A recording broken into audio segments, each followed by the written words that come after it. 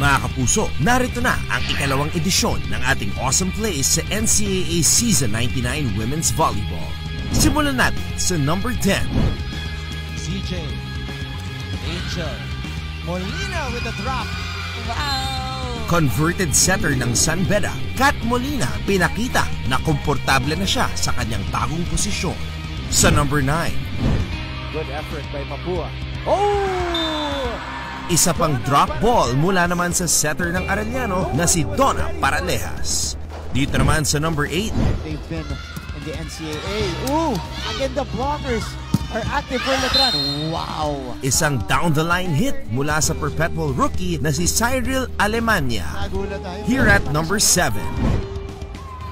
Rica Blanca from the back row. Wow! Mapua rookie opposite hitter Raisa Rica Blanca with a cross-court kill from the back row. At number 6.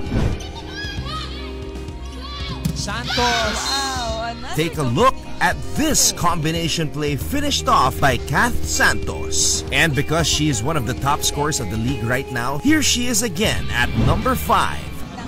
Serves. Santos! Wow! Just listen to the sound of Kath Santos' spike. Let's stick to the same match at number 4, but from a member of the opposing side. Santos with a jump serve. Lopez with a great pass. Tulang winding up and putting it down. It's Jaja Tulang reminding us of her power. Ituloy natin sa number 3. Service line. Habakon. Ang high-flying rookie open hitter ng San Beda, Angel Habakon, pinangunahan ang Lady Red Spikers sa kanilang unang 5-set match. Sa number 2, balikan natin ang LPU, Lady Pirates scoring leader Joan Duguna with the game winner. And for our number 1 play, Easy up for Silva.